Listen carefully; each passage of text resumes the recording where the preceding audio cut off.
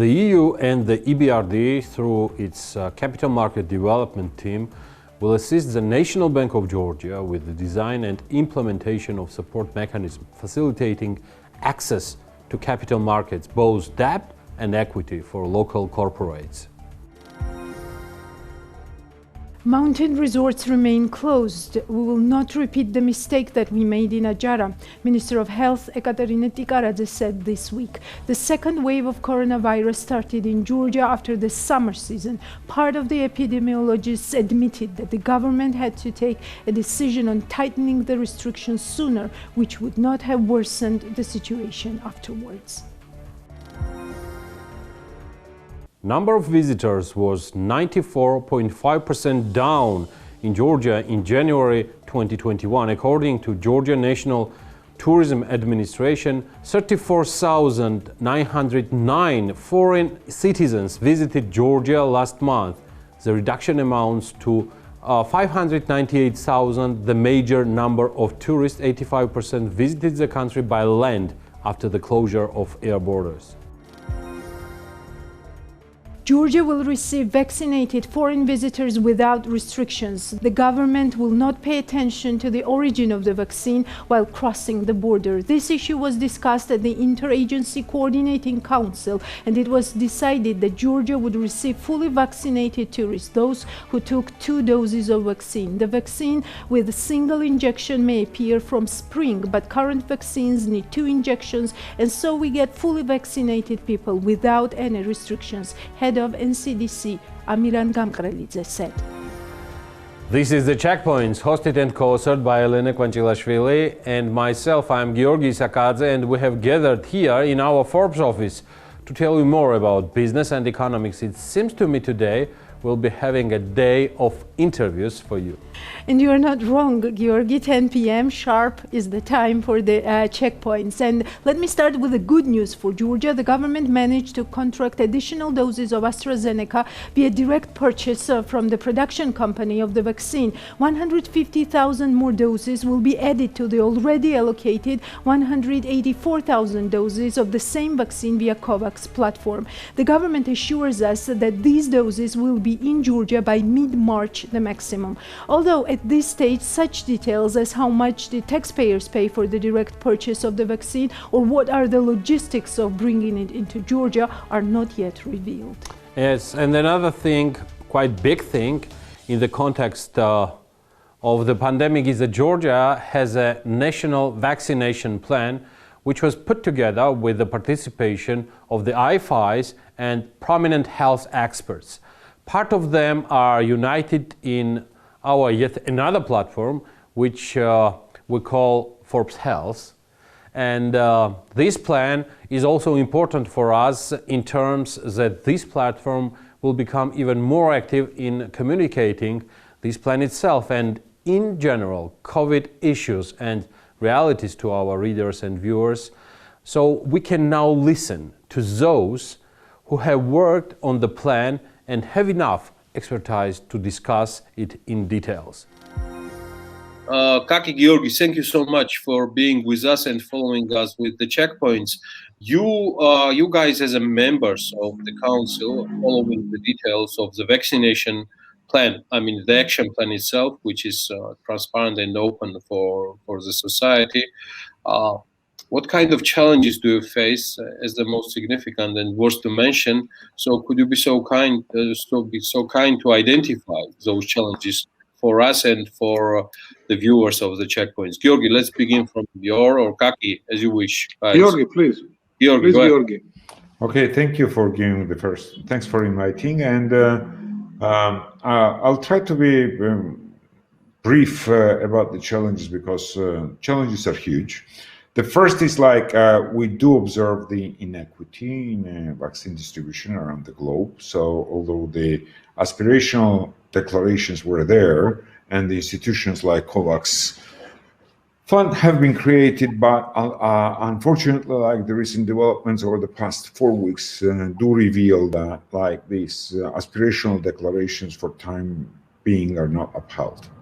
So the first challenge for the Georgia would be to make sure that it would, not only for Georgia, but for many countries outside of the high-income ones, so would be to secure the sufficient equal doses that supposedly should belong to their proportional to their population. The second challenge that I see is that the whole volatility of the system, the environment in which the vaccines are being approved, authorized by national regulators, because this is a completely volatile environment, which is to a degree predictable, thanks to the World Health Organization and also others involved in information dissemination. But most importantly, like the most challenging part is the production capacity, for which I don't think the world has a clear handle, or if there is a clear handle on the production capabilities and how they could evolve over the coming months, like that has been honestly and fairly and truthfully communicated to the rest of the world. So, while transferring my next questions to Kaki, Georgi, do you consider one of the most challengeable as well the execution itself of all the plan and all the actions?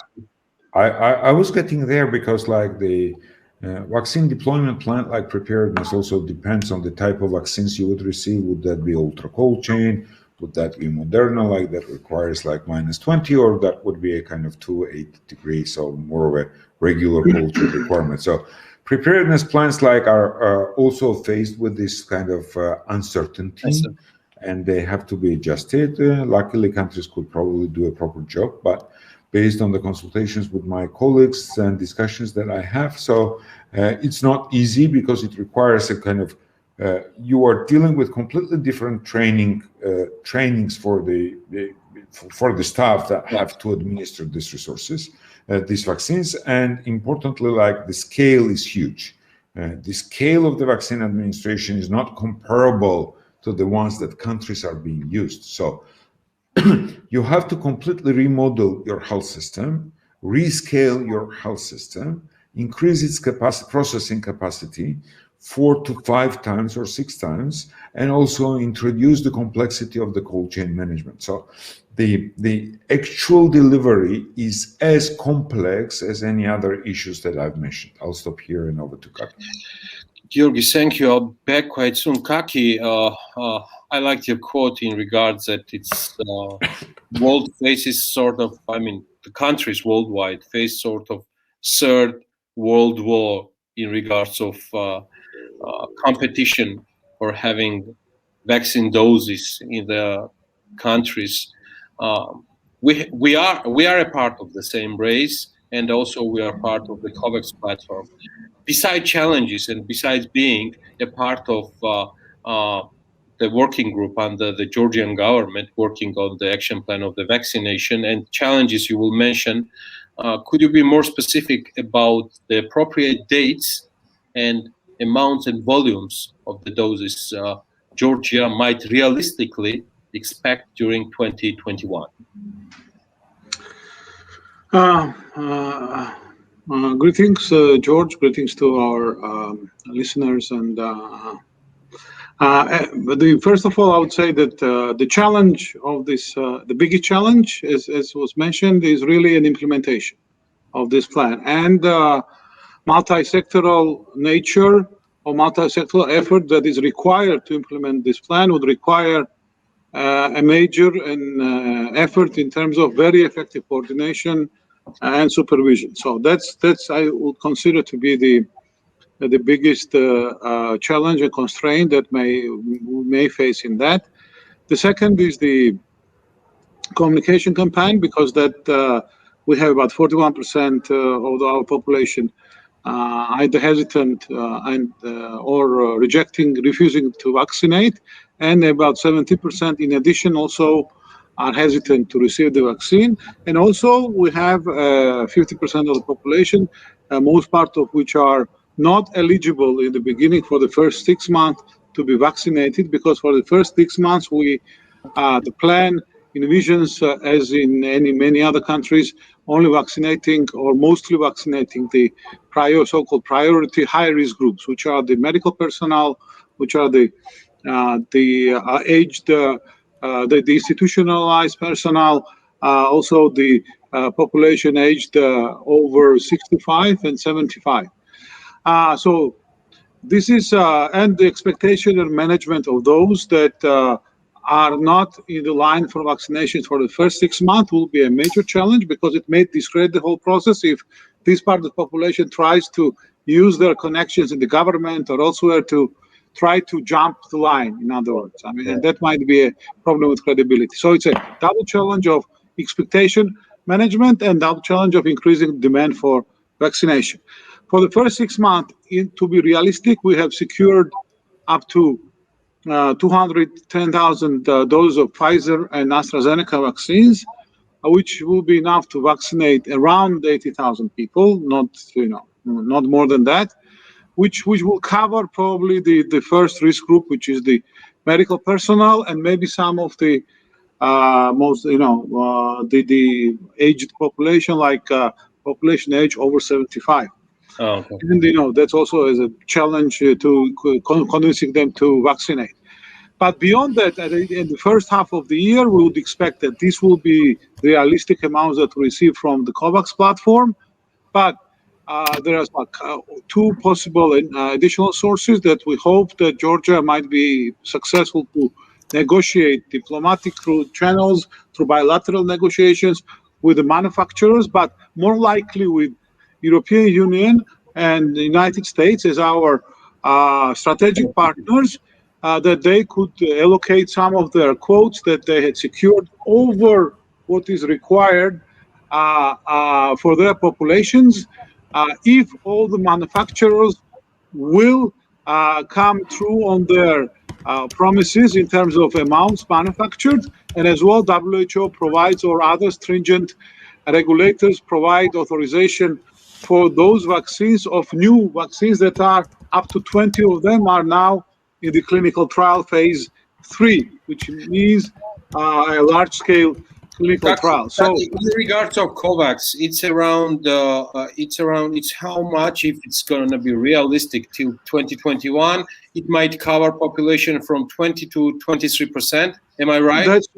Yes, that's right. I mean, 23% of our population is the commitment, is initial advanced commitment taken by the COVAX, but guaranteed from that amount, which is about 1,400,000 doses, which is 23%, which require 1,400,000 doses of vaccines for 700,000 people approximately.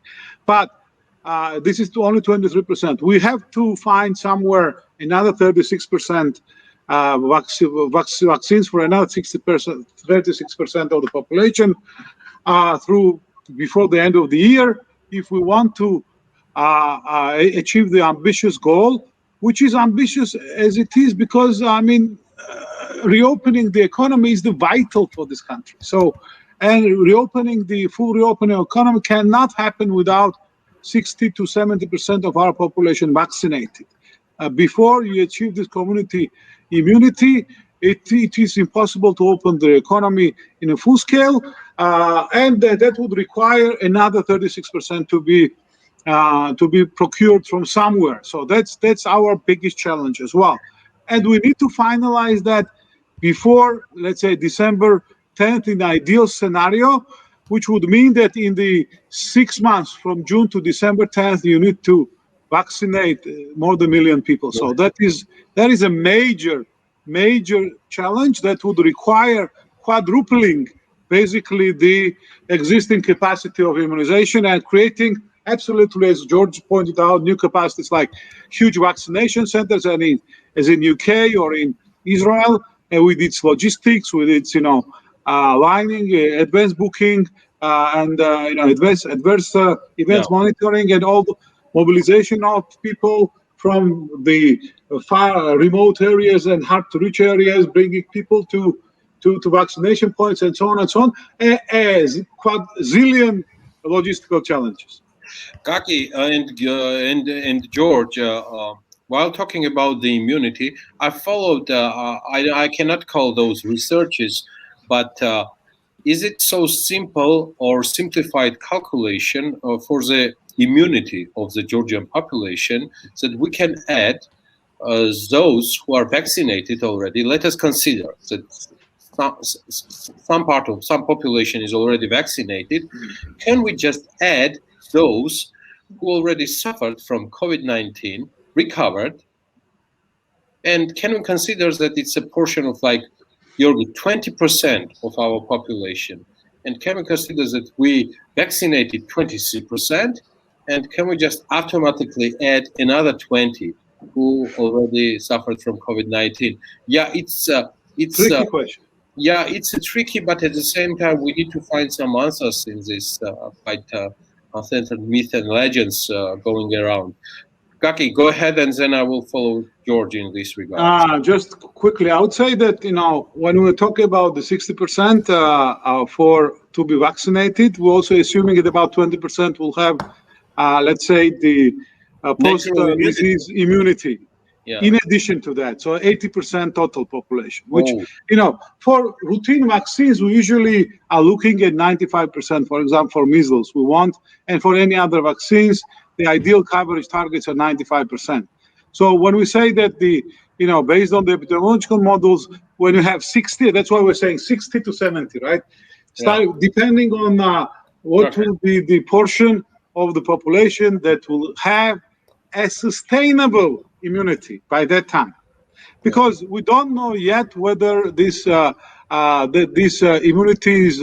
lasts over 6 months, or we know that that antibodies are not that durable, because they are after 3 months going to decline. But we know we have the so-called cell immunity kicking in, which is like T cells, B cells, and the other cells that are active in protecting the body in our wonderful and remarkable immune system. And but we don't know how stable this immunity is. While for vaccines, we already know, for example, that Moderna is claiming that their vaccine, for example, has at least 1 year of immunity. We may hope that, depending on the severity of the disease, there are also accounts that, immunity depends on how severe the symptoms and clinical manifestation of the disease was in a concrete individual. And if it's more severe disease, we're claiming, some research claims that have resulted in more sustainable immunity. But we don't know, but there are many unknowns still there. What we know is that we need to have 60%. We need to have a minimum of 60% our population having vaccinated in order to be able to confidently open the economy. So that's the point at this stage. Thank you, Kaki. Georgi, please go ahead. The floor is yours.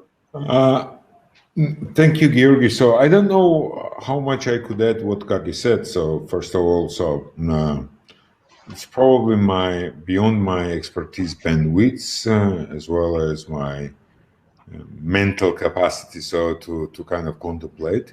I just see the logistical challenge there, because with many things unknown or evolving in a global science with regards to the duration of the immunity and immune response, compounded with the logistical challenges of denying somebody that had already been infected from immunization.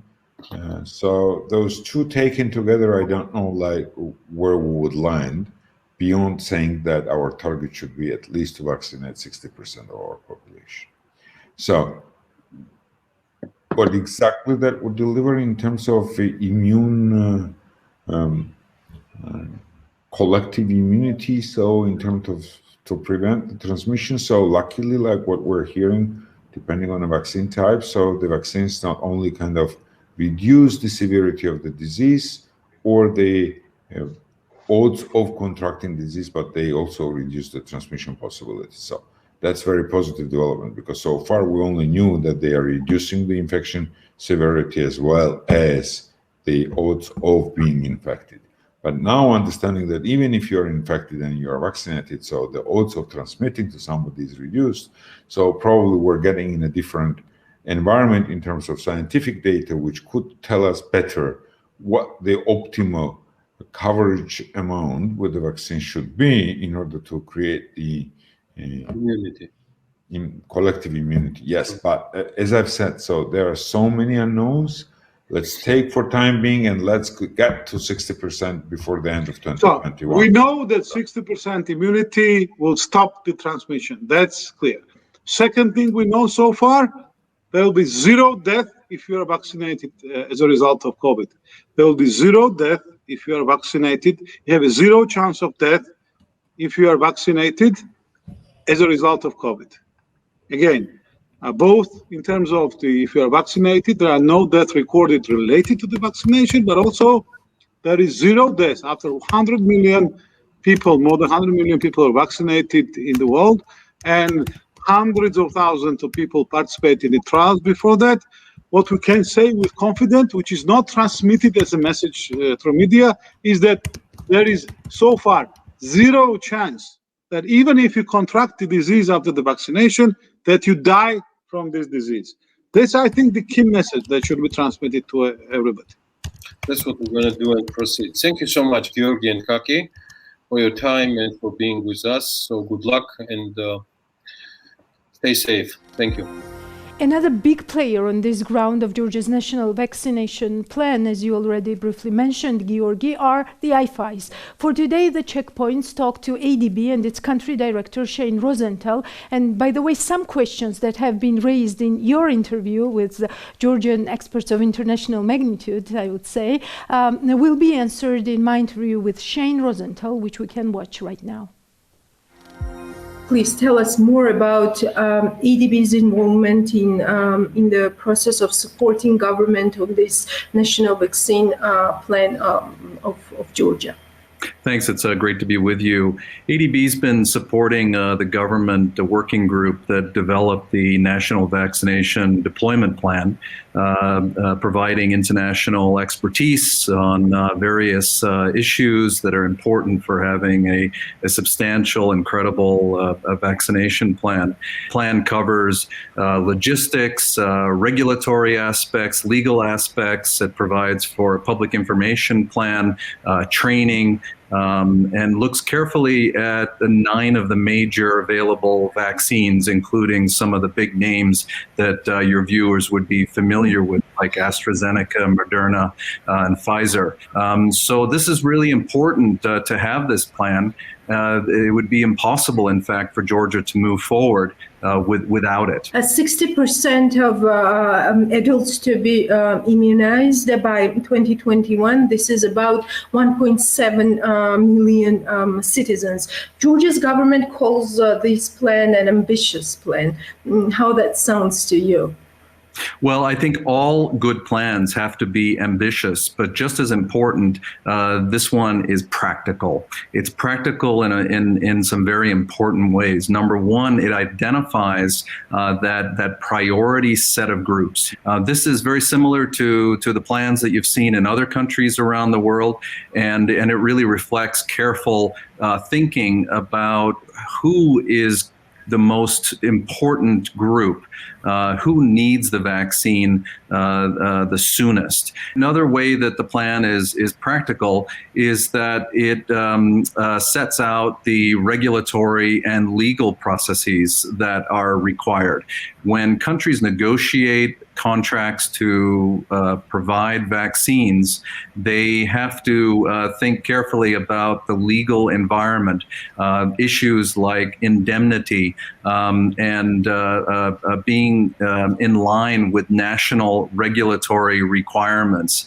To anticipate these and take actions in advance saves time so that the country is not in a position where A, it has difficulty negotiating an agreement with the major manufacturers and loses out, or B, it manages to get the vaccine and then face legal hurdles here in Georgia at home. And I want to highlight a third one, which I think is extremely important, and that's the public information. There's a lot of information, misinformation misinformation out there in social media and elsewhere, on the street, the way people are talking about vaccines, a lot of fears, a lot of concerns. So very, very important and practical that this national vaccination deployment plan include a public information effort. Let me continue from there. What the recent polls show us is that 41% of population say that they say no to the vaccine.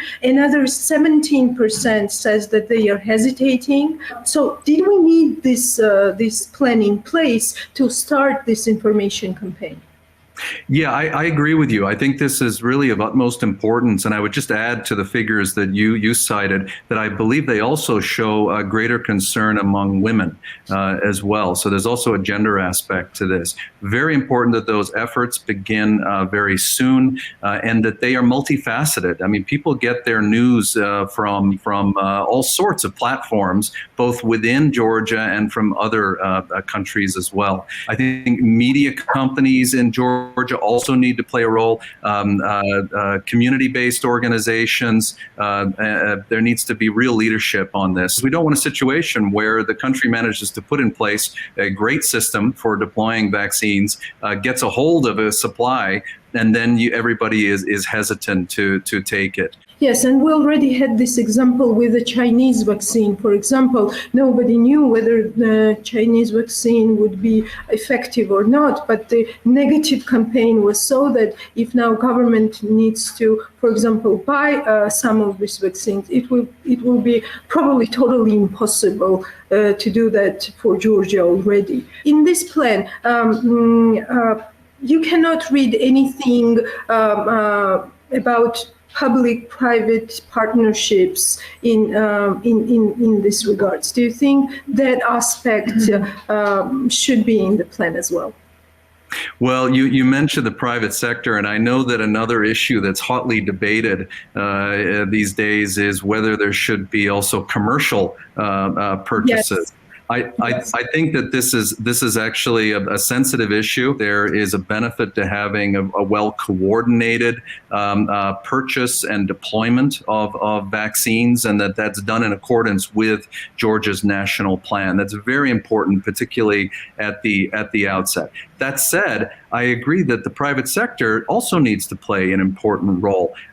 You see that there's an opportunity for companies to share information, proper information, scientifically based information with their employees, to be flexible and safe in their own work practices, to ensure that people are able to go and get vaccinated. Since you mentioned the scientific information, we have this case nowadays globally, for example, with the Russian vaccine, when a very prominent scientific journal has talked about talked about the effectiveness of vaccine, but nobody in the world believes that this is true. So there are some sensitivities there as well. By the way, what do you think of Russian vaccine? Should Georgia think of it at all?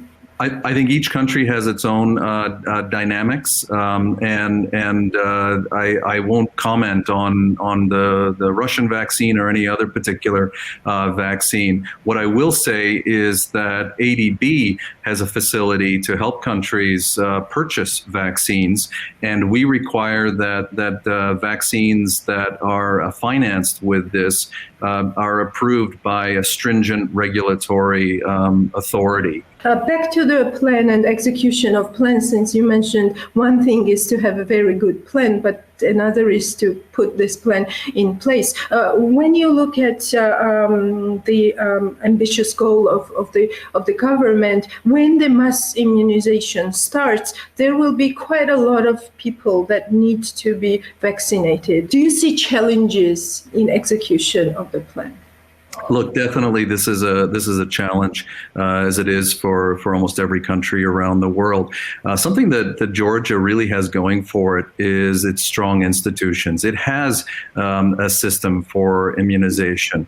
This has to be expanded to allow for what is an unprecedented scale required to mobilize health workers and others to be able to do this on a mass scale. It's a big challenge. The government knows that, and it's already beginning to prepare. And something we haven't talked about is that this is not a one-time event. What the scientists tell us is that even with the vaccination, the effect is limited in time. So setting this up and getting it right in terms of the public information is so important, because it will set the tone for what is going to be a longer term undertaking. Is it realistic that we will have more diverse sources by the second and third quarters of 2021? Because this seems like the basis what this plan depends on. There are so many of these vaccines that are already receiving regulatory approval, and even more that are in the second and third stage trials and will come onto the market later this year or next year. There are going to be easier ways to administer vaccines, according to what I read about some of the ones that may be released even as early as next year. One shot instead of two. There's even talk about administering via oral drops instead of a shot. I'm not a doctor or a scientist. I'm sorry for interrupting you, but I'm interested in what is ADB's stance or recommendation in that regard. Do you think Georgian government should be in talks with, for example, Johnson & Johnson or any other that the world bets that this could be a very reliable source of diversification right now in talks with these manufacturers? What I know is that governments around the world are doing all that they can to get a hold of vaccines. And of course, they're not just talking to one manufacturer. There will have to be a diverse supply. And again, there's the immediate term, and then there's the longer term. So governments also have to plan for the longer term. And they're going to need to look at different factors, including the cost and ease of administration, and of course the safety of different vaccines and how they will be perceived by the population, something that we talked about earlier, very important in Georgia. What example is Israel for the world? I was looking at the figures just yesterday, and as of February 7, you can see that 24% of the population has already taken 2 jabs, which means that they are fully vaccinated already. I think there are a few interesting examples that your viewers may want to look up. One is Israel, which has been successful in getting an early supply. Again, there's not a lot of transparency about how much government's paying for these vaccines, but some of them are reported to be quite expensive. They have managed to immunize a very large portion of their population already. There's an interesting comparison to be made between the experience of Canada and Australia, and a lot's been written about this recently. These countries are not yet rolling out in a large scale their own vaccination programs. I raise these examples because it will show that even developed countries are having challenges in getting access to reliable supplies, in avoiding a gap between public expectations and the reality of what those health systems can actually roll out and when. And that's why vaccination is a politically sensitive topic, not just in Georgia, but around the world. Public information, again, very, very important. Should we call this document a plan or more of a strategy? And let me explain what I mean here. Because in this document, I cannot see any timetable. I cannot see like monitoring indicators, set of responsibilities. I mean, everything that would make a plan a plan. I understand that uncertainties, and we've just mentioned so many in this short period of time, are a lot. But is this actually a plan? It is, and it's appropriate that there are blanks, if you like, gaps in the plan. It's a living document and has to be for two reasons. One, there is imperfect information right now. We don't know yet which vaccines the government is going to get access to. So what has it done? It's done an in-depth assessment of 9 of the top vaccines just to make sure that it can tailor its plan to whichever one it gets. And I think once that's known in more detail, then it's going to be able to fill in the details. So that's very important. The second reason that the plan has to be flexible and what I would call a living plan, subject to updates, is that there are these uncertainties that we talked about a little earlier, how the disease is adapting. We're seeing new strains. There may be new ways of reaching people. So there has to be some flexibility in the plan. So I think it's appropriate in that regard. Today we had grave news as well, that the number of those people who receive social assistance from the government and who are below the poverty line has increased by 100,000 people just in 1 year, 2020, and overstepped the historical threshold of over 500,000 people. Yes, Georgi, 532,000 to be more precise. This is what we have always maintained, that the question is not what does pandemic affect more, lives of people or their revenues. The fact is that it affects lives. And yes, extreme poverty is also a threat to life. Yeah, I fully agree with you, Elena, but what is the remedy for all of this? Let us say that we have also witnessed a tough epidemiological situation in this country, and this is not something anyone would want to face again. On another hand, as you mentioned and you said, people are starving, and this is not less a threat. I would like to hear, what do you think on this since you just started this point and this conversation? Well, Georgi, I truly think that this was a bigger dilemma a few months ago than it is today. And the reason for that is vaccines. We now know that out there is a remedy and we need to get hold of it. This should be the main priority of the government today, exercising maximum effort and the best skills of negotiations that they have, and including private sector. I mean, not just medical sector, but other sectors as well. You remember, we know that Tegeta, for example, offered the government such cars with such fridges that could transport even Pfizer vaccine, and also persuade people to go and get vaccinated and contribute to the herd immunity. Yeah, and that's what we are also trying with every program that we do or with every edition that we issue. But what happens before the vaccine actually and in reality arrives in Georgia? Tough questions, Georgi. Yeah. But before that, but you had a chance to talk with Amir Angamrolidze in Analytica. Oh yes, I did. Interview. I did. Yeah. Thank you so much. Before that, we wash hands, use masks, keep distance, and keep the government accountable for ensuring the monitoring that the rules for opening the economy are met with due diligence and vigilance. Well, yes, accountable was the key word in your answer, and thank you for that again.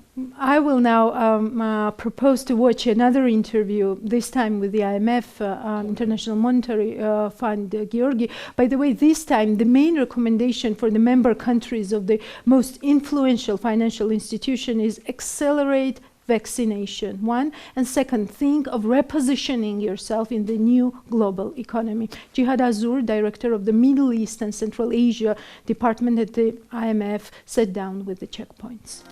What does this current outlook show us? Does it tell anything when the post-COVID period comes, the time that we are all waiting so impatiently for? Well, first of all, thank you for having me. We are still in a race between the virus and the vaccine. And this race has been exacerbated by the second wave of the coronavirus that has affected many countries in the world. We expect that 2021 will witness a recovery. The recovery, though, it's going to be different between countries. Those who have the capacity to withstand the policy response and provide additional support to their economy will be able to recover faster. In terms of 2021, also, the uncertainty will remain high because we don't know to which extent a risk of a third wave is real or not. What has changed from the last outlook to this outlook, and do we see at least some certainties along the way? Two things have emerged. One is the reality of the vaccine. I think this is a very positive development, and the diversity of the vaccine sources. But also we had a second wave that was even deeper than the first one. However, countries have developed new methods of dealing with the second wave. I think 2021 is a year of transition. Several countries will see their economy bouncing back. Some of them will not recoup and recover the level of economic activity that they had pre-COVID. This crisis has also highlighted some weaknesses, and I would like to highlight three. One is the social.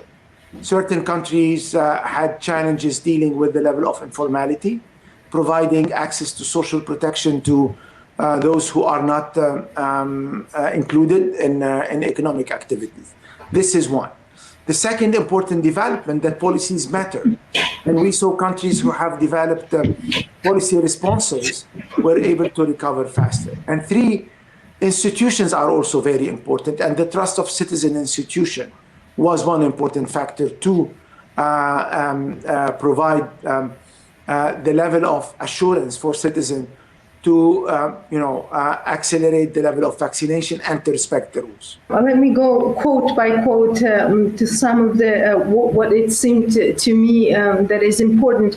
One, you say that countries who have put in place stronger fiscal responses to COVID-19 are also expected to have a stronger recovery in 2021.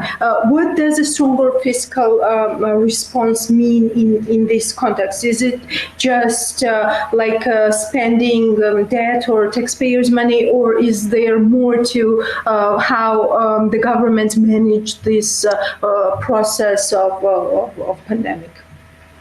Well, I would say here three things were important. One is to provide targeted and timely support to people in their livelihood and certain activities that were more affected than others. And certain countries, like for example in Georgia, Armenia, and other countries, tourism is an important sector, and therefore providing support to those sectors heavily affected by the crisis was important.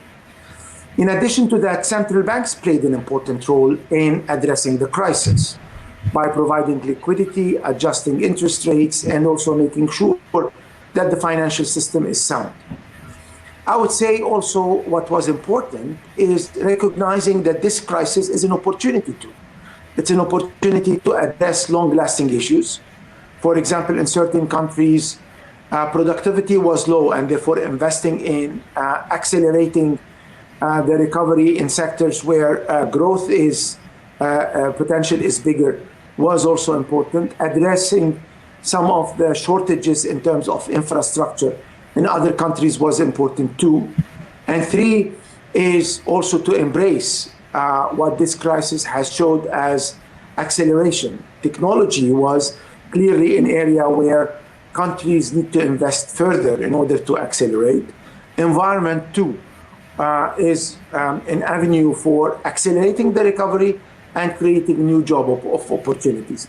Therefore, I think we are now in a situation where it's very important to keep the focus on protecting lives, but also it's as important to think of what the economy will look like after this crisis. When and how should the economies be opened up? And don't you think that this policy of virus containment with lockdowns cannot be sustainable in the long term? The vaccine will be the solution, and this is why we are recommending to all our member countries, and especially in the region, to accelerate the vaccination, because the vaccination will protect lives, but also will allow the economy to recover faster.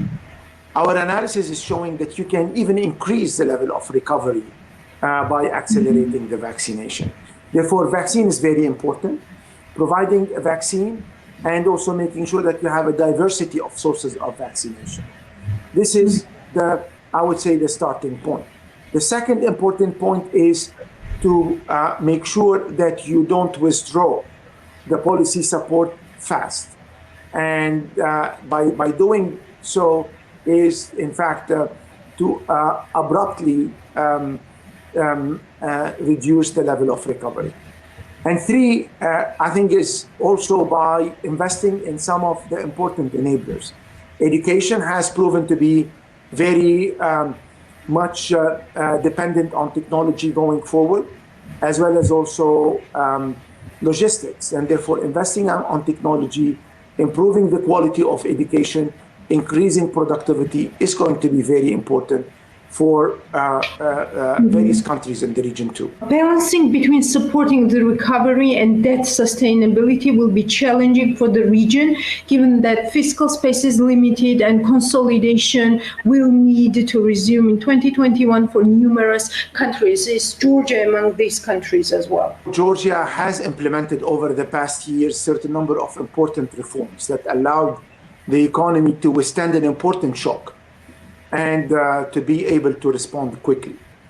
The government introduced fiscal measures, as well as also the central bank did the same.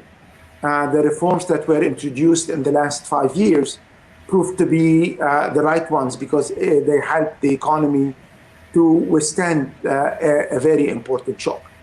Let's not forget that Georgia is an open economy where tourism and certain number of activities are important, and those activities were affected by the crisis. Another quote from this outlook is that in countries with flexible currencies, the exchange rate should continue to act as a buffer when needed. Please elaborate a little bit, and does this mean that central bank should not, or should it or should not sell reserves in order to stabilize the currency to some extent, because Georgia is a highly dollarized country, and we have talked a lot about it in other interviews as well. And this puts additional pressure on exchange rate and then on prices.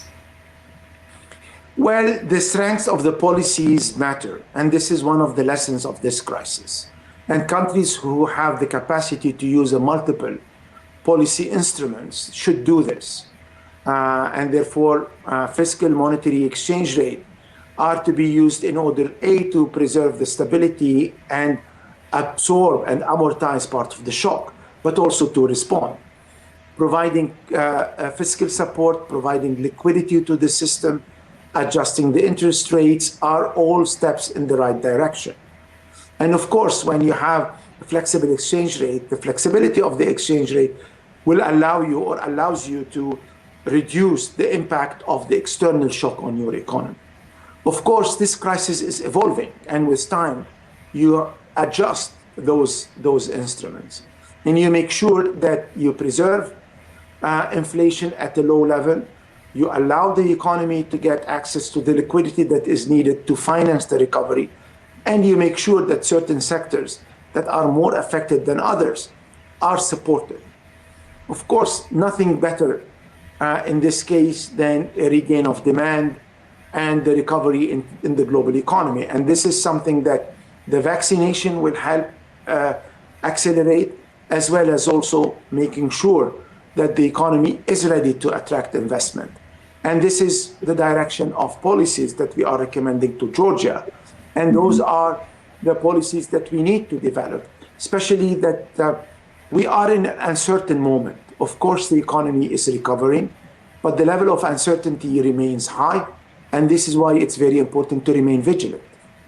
Yes, and President of the National Bank of Georgia told me in our interview that at this point the outlook is that the monetary policy will be remaining on the more tightened territory rather than considering easing the monetary policy to boost economy and to support economy in that way. I would like to hear your thoughts on that as well. Again, I think the mix of policy makes a big difference. And in the case of Georgia, we saw both the central bank and the government acting in synchronized way to address the crisis and also to accompany the economy throughout. Where we stand today is at a turning point. We need to accelerate vaccination, and therefore fiscal resources need to be dedicated to that. We need to maintain the support to certain sectors and groups of the population that were affected by the crisis until we see that there is a need or there is no need for that going forward. 3, we need to maintain the liquidity in the system and keep inflation under control. And this is what the central bank is doing. And last but not the least, we need to accelerate the recovery and invest in the future. What should be done with tourism? We mentioned Georgia's dependency. UNWTO is talking about having some kind of like a one pass for the travelers, some kind of app maybe that would try to help to control and contain this. What is your take on that? What are some solutions on this sector? Well, there is the immediate need to provide support to a kind of a flooring to those activities, especially the small and medium-sized companies. But I think what will help is with the acceleration of the vaccination, you will be able to resume normal economic activities, including in tourism. Therefore, investing in the vaccination, investing in making sure that this second wave of the pandemic is under control will help to accelerate the process of recovery and will help to bring again this sector back to what it was. And my last question to you, what can you tell us about more specifically about Georgia's economy and outlook for Georgia's economic growth? Well, as you know, Georgia has suffered in 2020, and we expect the economy to recover at 4.3% next year. And this recovery will be sustained over the medium term. In 2022, we expect the economy to grow at 5.8%. Of course, this will allow Georgia to regain the level of growth and economic activity pre-crisis. And hopefully with the next wave of reforms, with the economy will recoup the ground lost because of the crisis and regain its full potential in the medium term. Very interesting recommendations indeed. Another good thing for Georgia aired this week was also the decision that products made with Turkish raw materials in Georgia will be exempt from taxes while exported to the EU. The relevant document is already ratified by the Grand National Assembly of Turkey. The news was disseminated by the Embassy of Georgia to the Republic of Turkey. Yes, Georgi, and it was also said that the new agreement between Georgia and Turkey will encourage Turkish investments in the Georgian economy, establish joint companies and create new jobs. According to the Georgian embassy, the decision will open additional opportunities for Turkish and Georgian businesses to increase joint exports to the EU market. Georgia-made products that include Turkish raw materials will be exported to the EU market under the free trade agreement. The statement that we saw last week also read. Yeah, and what's there more to be told about Georgia-Turkish relations? Tamta Jihad and the ambassador, well, actually it's the Ambassadorial, will have the answer. So you have been holding the position of ambassador of Turkey to Georgia nearly 3 years, and more than 3 years. More than 3 years, and you know quite well Georgian business environment. What kind of claims, for example, do Turkish businessmen, Turkish business people have in Georgia? I once said this, and I will say it again. I call something called the headache factor, headache index. The headache index is about, if you're working on business, you need to take this risk of a bit of headache. Because after all, I'm a government worker, right? And so I don't have to deal with those daily struggles of the business, those people who have to invest money and to employ people, to give them livelihood, to pay their taxes. So making business is taking risks of that headache, which we are grateful for. Because if everybody wanted to work in the corporate government, white-collar works, who would have been the entrepreneurs to do this? They risk. So they need our support. Those who take that risk, they need our support to decrease that headache index. In Georgia, I would say that headache index is comparatively and relatively lower than many other places. So the Turkish business here, this is what we advise to them. I advise them, don't come to Georgia for short-term profits. Come here for long-term business. Be a long-term investor. Be a long-term trader which aims at joint production, targeting third markets, and this is happening. I've seen good examples. I've also seen disappointments. It was about wrong partners, wrong investment models. Yes, so these are issues. Now, what I could say about the Georgian business environment, I see a couple of issues which we should work together with our investors, with the Turkish traders, with the Georgian business world, Georgian government involved. It's about entrepreneurship. It's about more trust in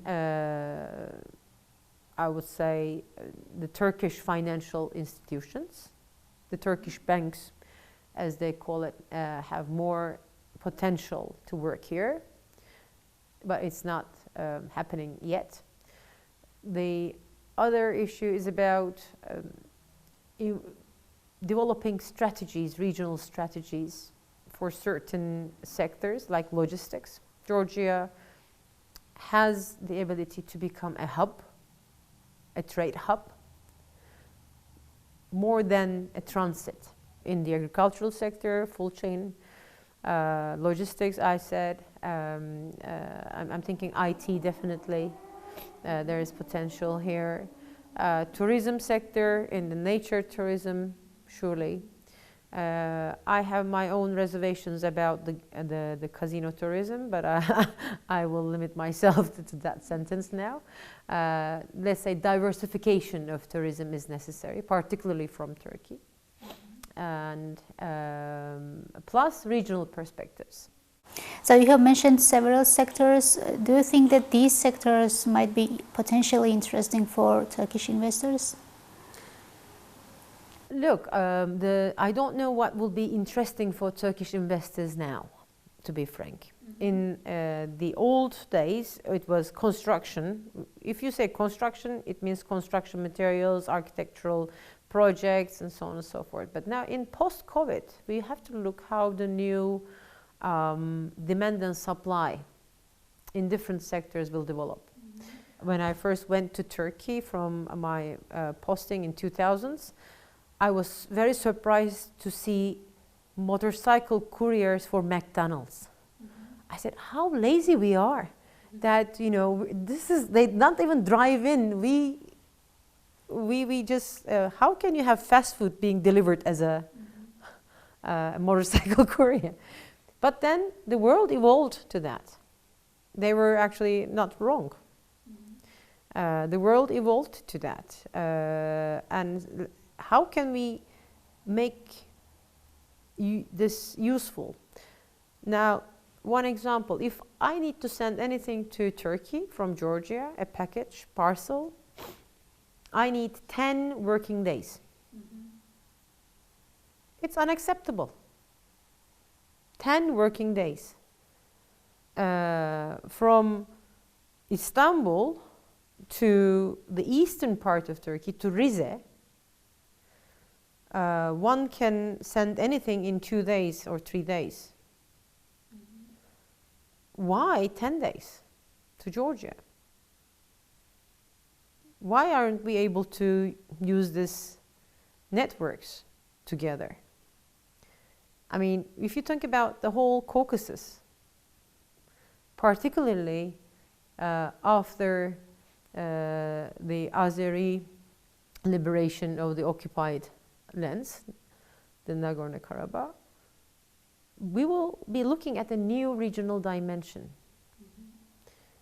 We should see the Caucasus as a whole, and think about it as a whole. And then no country is too big, no country is too small. We will be able to use those markets. Why shouldn't be a Georgian cargo company who could deliver anything in this region together with their Azeri, Armenian, Turkish counterparts in 4 days, 5 days? Why do I have to wait for 10 days for sending something small? Like if I want to send, let's say, churchkhela, why should I be waiting that long? Yeah? Or a notary document. So these are, I think, the things we should be looking at, the sectors. It's not about only our agriculture. Agriculture, yes. The first export train from Turkey to China left Istanbul 2 months ago, in the early beginning of December, as I remember, which was also passed through Georgia. Yeah. According to Minister of Economy of Georgia, Natia Turnava, says that the Baku-Tbilisi-Kars railway is the shortest road between China and Europe, which reduces the time the train needs to export some good, and also the price. That is increasing Georgia's competitiveness in the region. So what potential do you see for Georgia, and is it planned to increase the frequency of these train trips? Well, the good news is the third one is on the way. So the third one is on the way. It is going, and the overall, it was, I think, 18 days. So from 1 month it went into 18 days, and the goal is, I think, 12 at some stage. Of course, because we're looking, you see, it's not only about China. It's about Uzbekistan, Kazakhstan, Turkmenistan, Tajikistan, all that region. And Georgia and Turkey are also together in that lapis lazuli connection from Afghanistan. So the middle belt, as we say, is really, once it is effective, once it is price-worthy in terms of competitive in the tariffs, of course it is very useful because it's all these countries will benefit. It's not only about the end and the beginning, it's the process. And that use of that railroad, like we were talking about exports, right? So exports is possible only if you have competitive price in the transport. This is what the trains give. Georgi, you were pretty right when you said this program would be a program of interviews. We really seem to have an interview for every important occasion that took place this week. Yes, and what won't be an interview is our teaser. Teaser, definitely, for Forbes Georgia's new edition with Nika Kurdiani, Chairman of Board of Directors of TBC Uzbekistan, based on a fully digital international platform. Yes, lobbyist of a digital success, Yes. as I called him. This and much more you can read in our and your Forbes Georgia. Yeah, so see you soon all, and we'll leave you off with this amazing teaser and edition. For the first time in the world, during the pandemic, a digital bank with full Georgian roots and origins was launched in one of the most promising countries in the region. This is the most outstanding and consistent development success story of our country and business outside of Georgia, backed by the TBC Bank team and digital success lobbyist Nika Kurdiani, who is the lead person for Forbes Georgia's February issue. Do you remember that the appearance of the first neobank space in Georgia was a surprise in this region and industry? That has turned into a thing of the past. There are completely different challenges now. TBC has already attacked 3 million users in Uzbekistan and has been fully up and running its digital banking platform since October. And so let's take a look at the main news from the Forbes February issue. What properties accumulated after death and by whom? Forbes publishes a ranking of the richest deceased people in its February issue. We have counted the incomes of the richest people in China, which shows that despite of COVID-19, the world's second largest economy continues to birth more wealth. How did the post-Soviet countries grow? According to the IMF, in terms of GDP per capita, Georgia is ahead of only 7 post-Soviet countries. Unpack more on this issue in Forbes Georgia. Shotat Eshilashvili reviews how the GDP per capita of Georgia has changed during the last 8 years. Forbes author and expert Beso Namchawadze offers a traditional analysis of the foreign trade affected by the pandemic. You will get comprehensive answers to the question of what are the most expensive state programs in our country. Forbes presents the traditional rankings of Georgian construction companies. The list is still headed by the company Anagi. Forbes Health. Forbes has launched yet another platform dedicated to health policy. COVID-19 vaccination is exceptionally relevant. We will review global experience of vaccination and its prospects for Georgia in the column authored by Georgi Gotsadze. The national healthcare platform is attracting more and more professionals on behalf of Forbes Health, so follow our media projects. Architecture and design as art. With this idea and approach, Keti Asatiani and Nuka Koronteli created objects in 2015. Today, they share details of their successful story with Forbes Georgia.